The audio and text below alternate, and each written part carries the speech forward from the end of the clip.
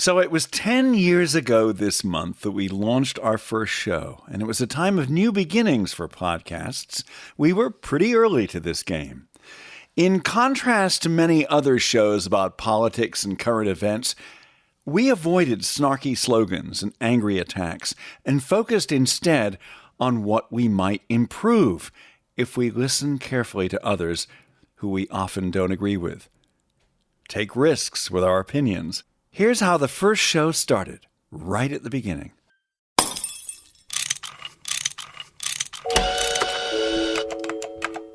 What if we had a show about solutions? You know, a repair manual for the real world. Not the same old left versus right. I am right, I'm right. and you are wrong. You're wrong. Boring. Yeah, something new. Yeah, something new. How to make the world a better place. Yeah. How do we fix it? How do we fix it?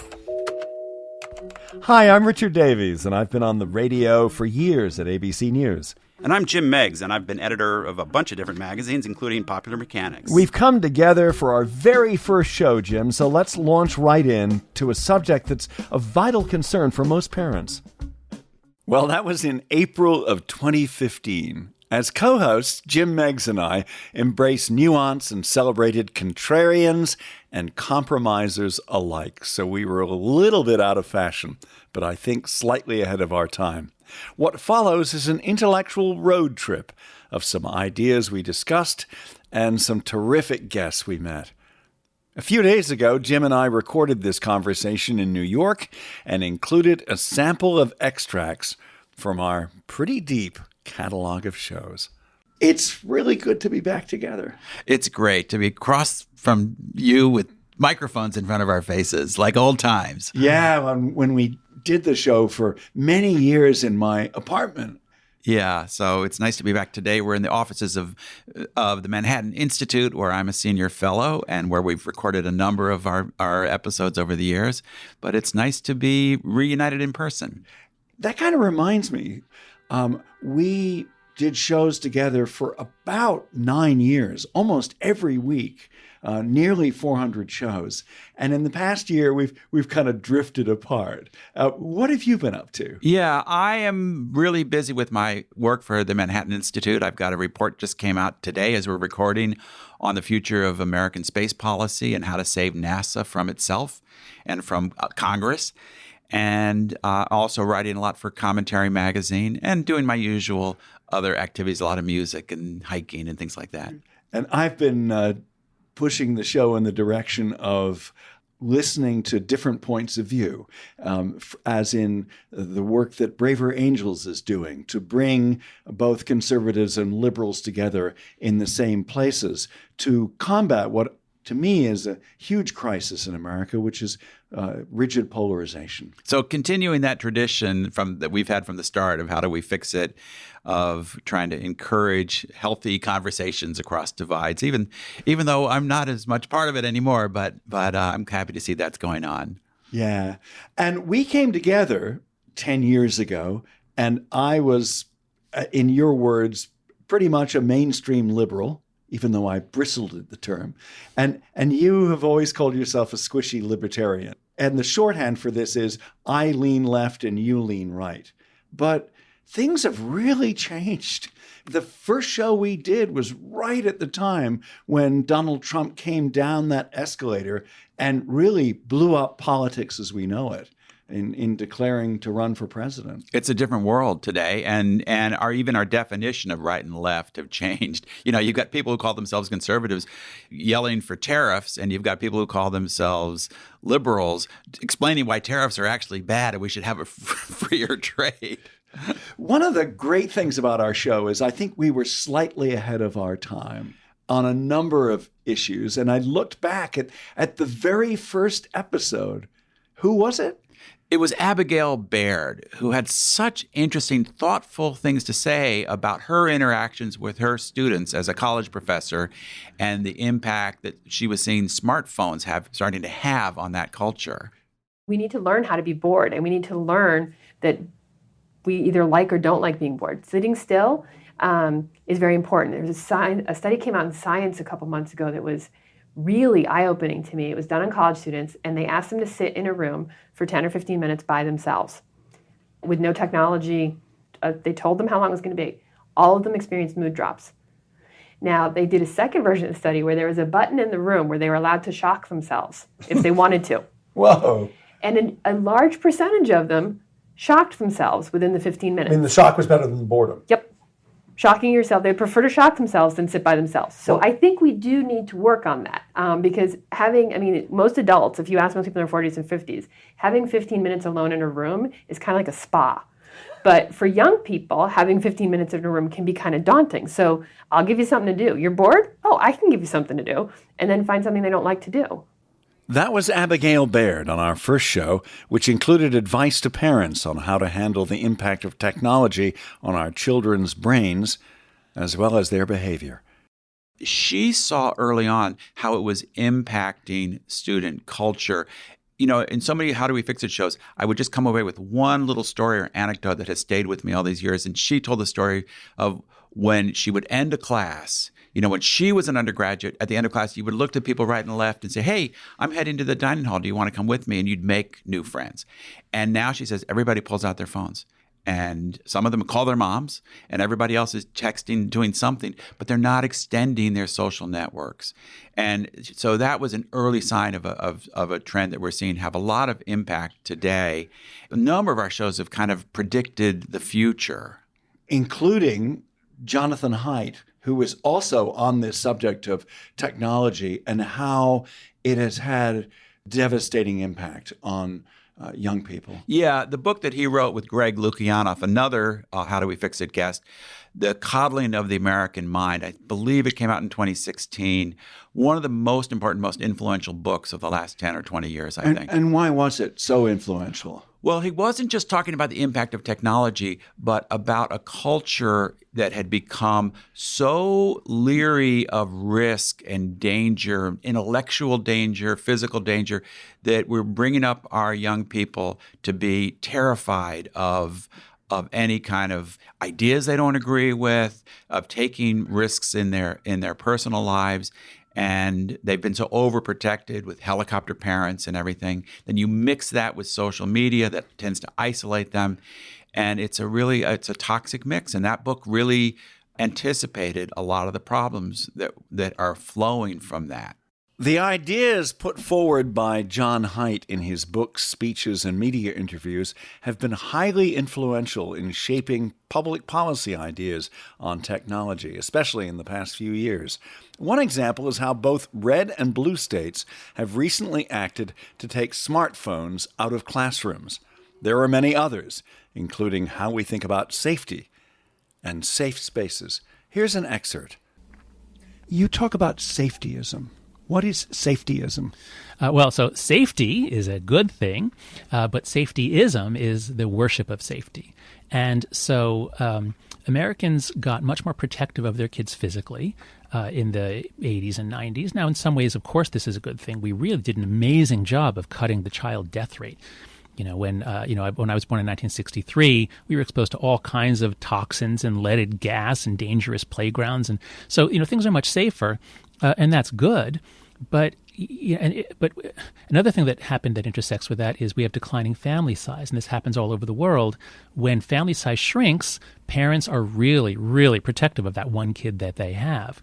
And so we raise our kids, and I do the same thing, saying safety first. Safety trumps everything else. Well, if that's the way kids are raised, and then they're able to define the speech of someone they don't like as dangerous or violent, well, that trumps everything else. We have to stop it. Safety first. So safetyism is this attitude that in an environment which is physically incredibly safe, you still are looking for threats and dangers and treating them as though they are physically dangerous.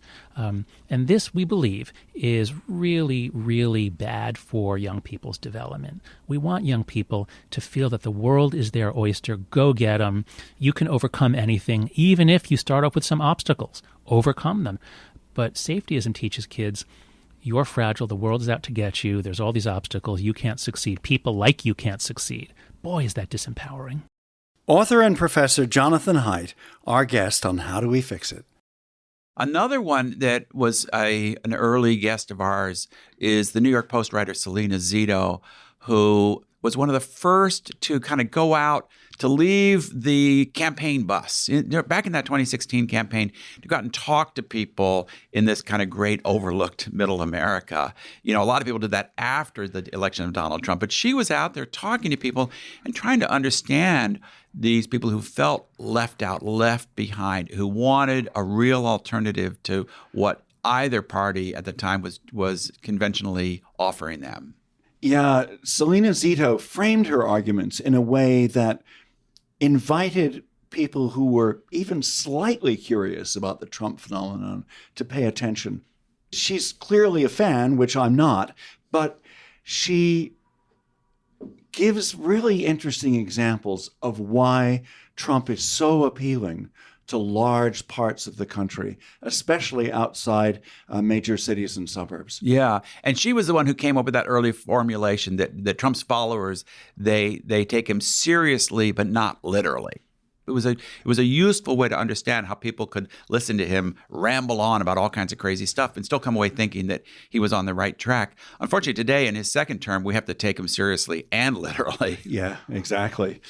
Another guest who was involved in that shift in how we see things was Orrin Cass, conservative intellectual who spoke quite movingly on our show about his concern for the working class, which globalism and technology have left behind.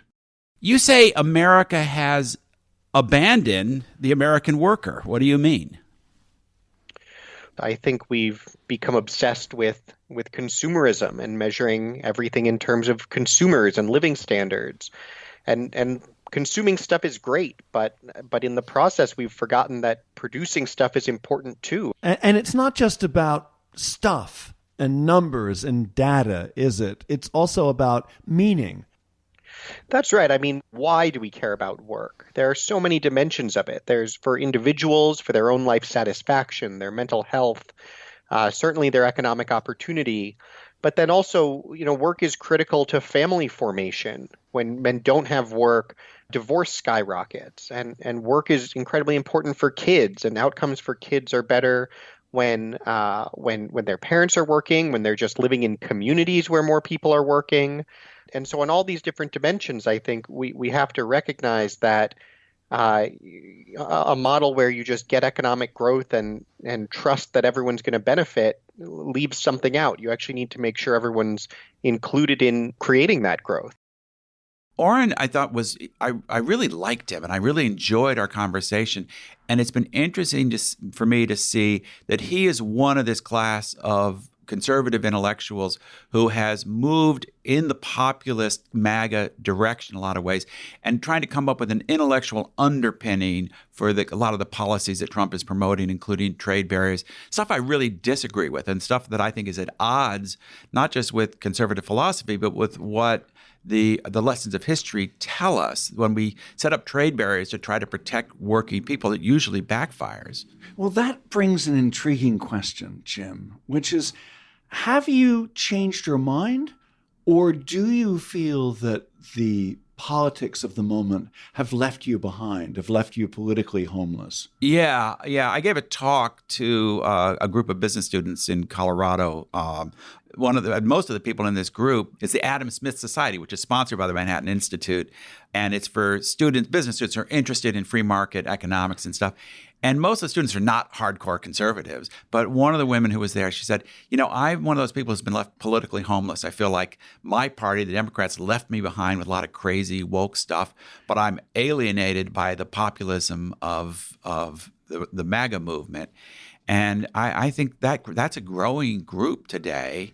I worry that sensible middle is being eaten away, and it's harder to figure out how to forge a culture or political movement that really seeks a return to just rational discourse and debate and moderate policies, whether you're a liberal or conservative, less extremism. Yeah, and less certainty that you have all the answers, that the only side that has a way of understanding where we should go as a country is my side. Right. And that your side's all wrong. And there's some good reasons for that. I mean, I understand why MAGA people are like, why should I listen to doctors? Why should I listen to public health experts? Everything they told us during COVID was wrong. And now they've extended that to being like, so everything the medical establishment has discovered over the last 100 years, we can throw it all out. Right. It's part of that profound collapse in public trust that we've seen in so many ways. Yeah. Yes. But there's one thing that I've really taken away from the shows over the years that I've really enjoyed is meeting people who dramatically changed their minds about something, where they had a strong ideological belief. They were surrounded by friends and professional colleagues who agreed with them. And then they started asking questions and dramatically changed their views. Well, that brings us back to 2014, before we even started this show. And the first name that we came up for it was Change My Mind. That's right. That's right. We were trying out different ideas for the podcast. We'll have a couple of examples of politicians and activists who changed their minds coming up in just a few minutes here on our 10th anniversary show. This is How Do We Fix It? I'm Richard Davies, along with my longtime co-host, Jim Meigs. We did this podcast together for 9 years and more than 400 episodes. You know, Jim and I really enjoy listening to other podcasts as well. Both of us are fans of history shows, for example. Jim's favorite is Eli Lake's Breaking History. Eli interviews historians, academics, and reporters, mining the past of human experience to figure out the present. Another fine podcast that's a fellow traveler of ours is a show called Strangers on a Bench, a British podcast hosted by the ever-curious Tom Rosenthal, who meets people for the first time on a park bench, usually somewhere in London. People not like him, in most cases. He asks these folks about their lives, interests, and their favorite day of the week. Links to Strangers on a Bench, as well as Breaking History, on our show page, which is at howdowefixit.me. Now more with Jim on 10 years of How Do We Fix It as we discuss some of our most interesting and moving guests. One of my favorites in that line was Bob Inglis, a former congressman from South Carolina, who, like most Republicans in his day, thought climate change was just kind of a left-wing hoax. And then he started researching it, looking into it, and really changed his mind on it, and came around to supporting a carbon tax. We could go in depth on that, but it is, I think, a policy that would put economic pressure for more efficiency, lowering carbon emissions, returning the money you get from the tax to ordinary citizens, not just having the government spend it all. Because it's about incentives rather than mandates. That's right. And then he got primaried and lost his seat, and ever since has been a really active voice for explaining to people on the right why they should be interested in climate issues, and trying to explain to people on the left that not all conservatives are going to close their minds to this issue. Yeah, he was one of the most interesting guests that we had. Another one was Zion Lights, who is a British socialist who changed her mind about nuclear power. And that show is really fascinating to me because you and Zion have changed my mind about nuclear power. At first, I was pretty much opposed, and now understand that if we were going to have any chance at all in tackling climate change successfully, one of the answers is nuclear power. Yeah, that's interesting. Well, I've been hammering on it for years, and it's one of the topics I write a lot about at City Journal magazine and in Commentary magazine. The tide is really turning on that. There's a lot of excitement about these next generation small modular reactors.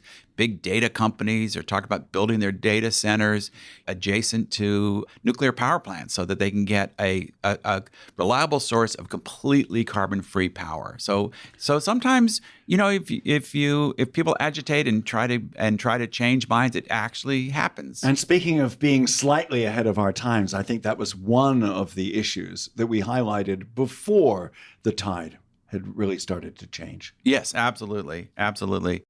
Zion Lights has been a climate activist for years. She doesn't own a car, doesn't eat meat, and was a leading member of a group called Extinction Rebellion, which shut down highways in the UK and organized direct action protests against climate change.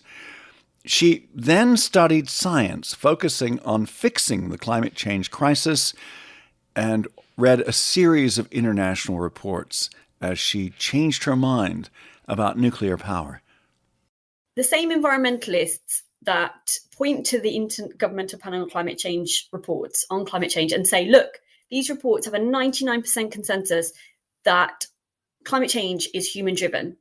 Those same reports have nuclear energy in them as one of the methods for bringing down our emissions, one of the essential methods. So if you look at the 2018 IPCC report, which is the report that galvanized Extinction Rebellion into existence, it gives you the decarbonisation pathways. And all 4 pathways include nuclear energy, renewable energy, and carbon capture storage. And those are the only ways that we can bring down our emissions without fossil fuels. And that's the world's top scientists. That's 99% consensus. And to deny that is no different than saying, well, those scientists are wrong about climate change. It's not caused by humans. Zion Lights. Another thing I think we were really ahead of our time on was the question of the lab leak in COVID. And one of our guests on that is one of my favorites from How Do We Fix It? Alina Chan, a postdoctorate biomedical researcher working with Harvard and MIT. And she was a very early skeptic of the universally accepted claim that a lab leak from the Wuhan Institute of Virology was absolutely impossible. It was just a conspiracy theory. Of course, it came from some kind of animal in the market. That viewpoint was hammered home by our top public health officials, by social media companies that were leaned on to suppress any discussion on the lab leak, by all the major newspapers, and only a few brave souls were willing to speak out. And her intellectual bravery to really endanger her future career by taking this highly unpopular, controversial position. And of course, she's been completely vindicated. So there are 2 scenarios. There's natural origins and the possibility of a lab leak. And you say it's not clear still what the cause was, whether it's one or the other, right? Yes. So to this day, no definitive evidence, so no smoking gun for any scenario. There's just a lot of smoke, a lot of circumstantial evidence for both natural as well as lab origin. So there's no denying it that one of the earliest clusters of COVID cases in Wuhan was linked to a seafood market. So we know that there was some small number of wild animals sold there. So we have to investigate. The question is, why haven't they been investigated? Why have the investigations in China turned up all empty despite testing tens of thousands of animal samples? Why did they shut down the farms in South China that supplied these Wuhan markets without testing them? And similarly, for the lab origin scenario, there's a whole ton of circumstantial evidence, right? So we know that the lab there was collecting tens of thousands of samples from high-risk animals and humans from across 8 countries. And so they were taking these viruses, growing them, synthesizing them, cloning them, making genetic modifications in them. And it's very reasonable to think that it could have possibly led to the emergence of SARS-CoV-2 in Wuhan City. Some of what went on with Anthony Fauci and Francis Collins, our top public health officials, it's really a scandal. And as the years have gone by and I've learned more about it and more has come out, it's even a greater scandal than I thought initially. And I am not somebody who's inclined towards conspiratorial thinking. I do think we need a strong public health establishment, but it's an outrage, the way that they tried to suppress, to some degree, their own potential, at least tangential involvement in funding this kind of research that led to this outbreak. 2 thoughts on that. One is that unlike Anthony Fauci, Francis Collins has openly said that mistakes were made, and he has engaged with his critics personally, and I think it's quite movingly. And the other thing is that Alina Chan, the way she framed her argument was something that I found really attractive. I am much more given to accepting arguments from people who invite your curiosity rather than say, this is something that's completely wrong and you should think of it the way I think of it. She didn't do that. In fact, she said, I don't really know exactly what happened here, but here are some questions we should be considering in a curious, open-minded way, the way that true scientists do, that we haven't. Right.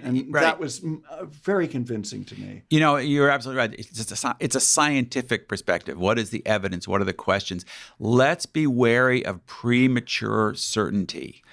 And speaking of framing things, another thing that stays with me long after the interviews we recorded is people who gave me a new way of framing questions. One of those was the great writer Amanda Ripley, who has this concept of what she calls conflict entrepreneurs. She looks at sources of conflict and ways to resolve conflict, and she says we have to be wary. There are some people who make their living or who find great personal emotional satisfaction in creating conflict and intensifying conflict. You see these people in the political sphere, and they thrive on conflict. They don't try to tamp down anger and stuff. They want to stir it up. One theme of How Do We Fix It, which I know has been really important to you, and I've kind of been dragged along in your wake.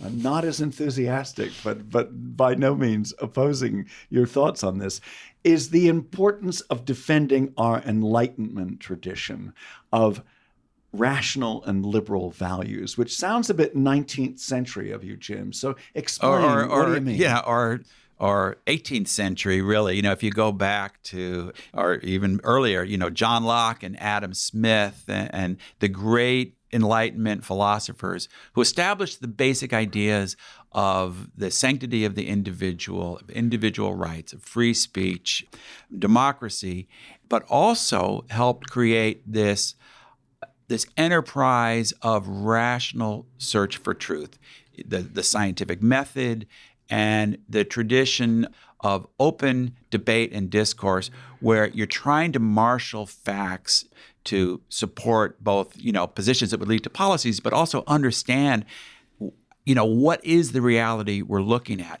In those days, getting away from the dogma of the church or the king, for example, and trusting in these enlightened, well-intentioned people hashing out their disagreements rationally. And that is something that I believe has been under attack for a long, I mean, it's always under attack from some quarter, but it's been under attack from elite quarters ever since the rise of the postmodern movement in the 1980s, which I think has infiltrated so many parts of society, questioning whether facts even really exist, or is everything just an artifact of some kind of power structure. Right. And that crisis on the left has now in some ways been replicated on the right. In spades. By the in populist spades. right. Absolutely. Who's to say what the truth is? You've got your truth. I've got my truth. What matters is, you know, who has the power. But one of the shows we did that really got, and of course, you know, I was a philosophy major in college, so this stuff really resonates with me. Jonathan Rauch has this great book, The Constitution of Knowledge. Yeah. I love talking with him. His idea of the Constitution of Knowledge is our rights and our society are not just determined by what's in our Constitution and the rigid limits on, you know, what the police can do to you and things like that, but also on these informal institutions and traditions that we have, you know, of academic freedom, of how the scientific discourse and peer review, how those things are supposed to work, and even just the tradition of mutual respect for different kinds of viewpoints. All of those need to work together. We can't just rely on the First Amendment, say. We have to have these cultural traditions and norms, and he was very worried that those are being eroded. And I think something that so often fails to happen now is these ideas you're talking about need to be celebrated rather than just attacking the critics of them, celebrating liberalism, celebrating open-mindedness, celebrating rigor and honesty and scientific endeavor. Those are huge achievements, and they have resulted so much in living standards being improved, in a greater tolerance and respect for different peoples who've come from different walks of life, different races, different classes. So much of that tolerance, which, okay, isn't as tolerant as it should be, is is the result of this respect for freedom of speech. Yeah. And I think your point, it needs to be celebrated. It's not enough to say, oh, yeah, that's a given. That'll always be there. We can always rely on that. We can't. It needs to be celebrated. And I'm critical of the left because I think the left has denigrated it, especially at the very elite level in critical studies and the postmodern movement going back to, Foucault and Derrida. Even people who've never heard those names have absorbed their critique that there is no real truth, there's only power. And now, more recently, on the right, we've seen the rise of a group of people around Trump and in the White House who profess that anybody who doesn't agree with them is not only wrong, but is an enemy. Yeah. It's I think a really alarming development, and should be alarming for conservatives. So we're worried about modern thought and modern politics. But one of our most appealing guests talked about the appeal of considering ancient wisdom. Oh, Roosevelt Montas, what a wonderful guy. A professor at Columbia University with an incredibly just inspiring backstory. Yeah, he's from the Dominican Republic, came here as a child, and has always been interested in and involved with people like him who almost stumbled onto knowledge. In his case, it was Plato, wasn't it? Yeah, he was a kid who got interested in reading books when he was like 12 or 13. His family didn't have a lot of books in the household. They were working class immigrants. And he saw this stack of like books, good, interesting looking hardbound books in the garbage on his street. And it turned out it was the works of Plato. And he started reading the Socratic dialogues, and it spoke to him. As a kid, it spoke to him, this guy Socrates sitting around and asking questions. And so he wrote this wonderful book called Rescuing Socrates. And he believes, and is a wonderful example of the idea that, contrary to the sort of leftist view that you can only respond to literature that's made by someone of your cultural background or your identity, that these great works speak to everyone. That's, the Socrates and Shakespeare and the great philosophers are for everyone, and he's living proof of it. And his enthusiasm is so magnetic. Yeah, and you talk about celebrating great ideas. He's wonderful at that. There is a kind of prevailing cultural attitude that liberal education, study of literature, study of philosophy, is really only appropriate and only matters to the elite, to the privileged. A kind of another way of pampering an already privileged class. And that is a really pernicious idea.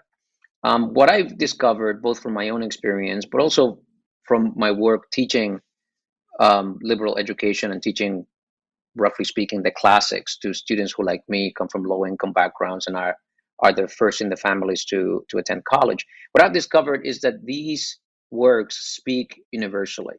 That is, that these works can empower individuals across the board. And that, in fact, students who come from such backgrounds are the greatest beneficiaries of them. That kind of sometimes called useless knowledge, in fact, are the most powerful tools that we have for social advancement and to empower individuals to be meaningful agents in our society. That is, to empower individuals to take charge of their own futures and their own destinies. These are the tools of self-creation, and these are the tools of advancement in our society. And we have a tradition of denying them to the people who most need them, and instead channeling them to practical fields and more pragmatic learning. Roosevelt Montas on episode 336. One of the things I loved about recording How Do We Fix It is you would just meet these extraordinary people, and he's one. So another extraordinary person we've met, who we haven't mentioned so far, is Barry Weiss, who we met fairly soon after she'd been pushed out, in her words, as an opinion writer, as an editor. Hey, was she out yet, or was she still at the Times? I think she just left. Yeah, she had a really good book called "How to Fight Anti-Semitism," and it was a response to the shooting at the synagogue in Pittsburgh. That was one that wasn't her own family's synagogue, but it was one that she'd been to many times. And so she had a really thoughtful look at how this poisonous ideology can spread and can sink its roots into the poisonous ideology of anti-Semitism. Yeah. But Barry is such an extraordinary person.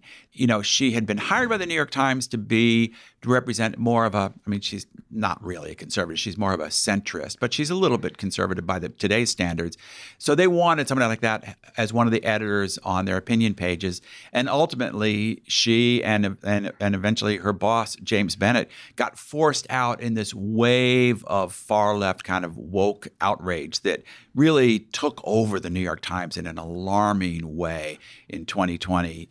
And then she went off, married another New York Times writer, Nellie Bowles, and they decided to start what began as a Substack, and it's still a Substack-based media empire of free thought, the free press, they call it. And it's just been growing by leaps and bounds. And it's an extraordinary publication. And so many people who are left politically homeless in other places have wound up there and are doing extraordinary work. And even people who aren't politically homeless but still have doubts about whether their side is always right and feel that they want to have the freedom to be able to express unpopular opinions and be able to criticize their own side, celebrate ideas that don't fit neatly into that left-right box. They try to have a range of thinkers. Not everyone that totally appeals to me, but that's the way it ought to be. Exactly. Sometimes there are people who really annoy me, and I go, why the heck did they give space to that person? But that's part of it, is that the person who annoys me delights somebody else and vice versa. But you don't really know what you're going to get tomorrow morning when you open up your Substack and see what they're focusing on. That's right. Another someone whose work I had read and admired for many years that I got a chance to meet was Francis Fukuyama, the author of The End of History and other books. Somewhat controversial, a very thoughtful scholar. He wrote about the politics of resentment. Now, I studied Nietzsche when I was an undergraduate, and Nietzsche had this concept. He used the French word ressentiment, but he believed resentment is the most powerful force in politics and possibly in life, because it unifies people against an enemy. And if you feel like you've been abused, you've been neglected, your rights or interests have been trampled, a cynical politician can harness that sentiment, and it can be incredibly powerful. And Nietzsche himself said that he believed that with the collapse of values following the decline of religion, he said in the late 19th century, he said, the wars of the coming century will not be fought over territory or power. They'll be fought over ideas. And he was really right. And so Fukuyama is trying to say, like, what is happening today that empowers this politics of resentment. And it was a really interesting conversation. One of the people I was excited to meet, and there have been a bunch, is Russell Shorto, a historian who's just written another great book about Manhattan. We're here at the Manhattan Institute, but he's written about the transition from Dutch New York to English New York called Taking Manhattan. And he had an earlier book that we talked to him about called Island at the Center of the World. And his writing and just his spirit of curiosity is really infectious. Yeah, he talked about how some of the ideas that were present in that era in the Dutch tradition were folded into our idea of freedom and democracy here today. It doesn't all come out of the English tradition. Some of it came from had other sources, and I think that's important to remember. This unique combination of cultural influences that helped create the not just our Declaration of Independence and Constitution, but the broader cultural values that we should, again, really, really treasure today. And they're too often, is considered either, old hat or something we can take for granted or even something worth overthrowing. And just because those ideas came from flawed men doesn't mean the ideas themselves are flawed. Right. And that's been a huge problem for the way a lot of intellectual debates have been framed, that because you see someone was evil in one aspect of his life by modern standards, that means we should dismiss everything else that person said, even if some of what they said was remarkable and groundbreaking. Well, you said earlier, we need to celebrate these ideas. Too often, I think, in our effort to make sure that we honestly acknowledge the flaws in, the founding fathers and others, we actually celebrate their misdeeds, and we forget to celebrate the legacy of the ideas that they committed the country to were better than the men themselves. And as Martin Luther King said, the Constitution is a promissory note. We set out a set of values that we were not living up to, and then we've had worked, for centuries to do a better job of that. Now, nearly all of our great guests have a passion for what they're doing. They like their job, they like their research, they like their work, and they want to tell other people about it. We have had in well over 400 episodes only one truck driver. One of my favorite episodes. Yeah. So there's a guy named Finn Murphy who wrote a lovely book about being a truck driver.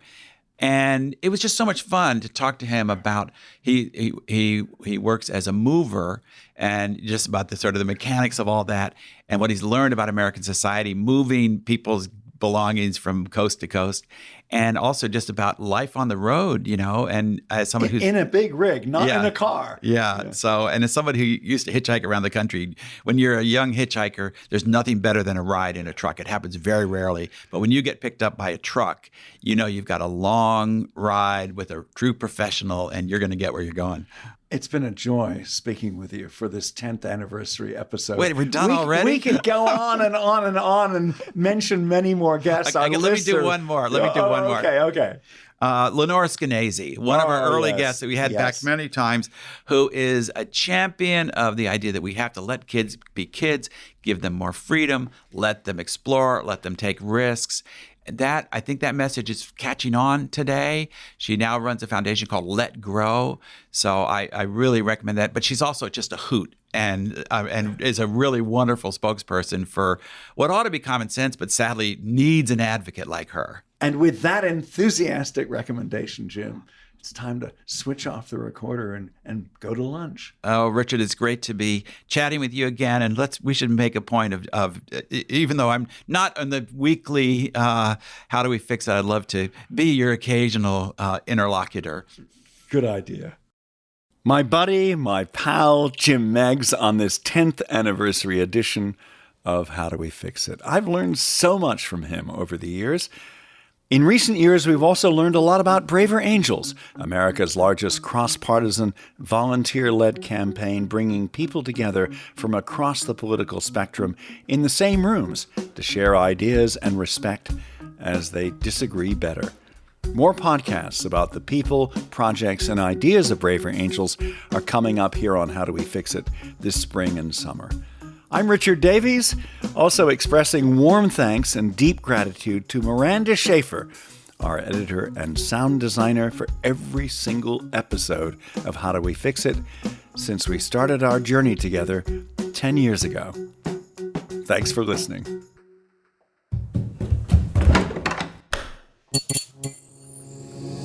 This podcast is part of the Democracy Group,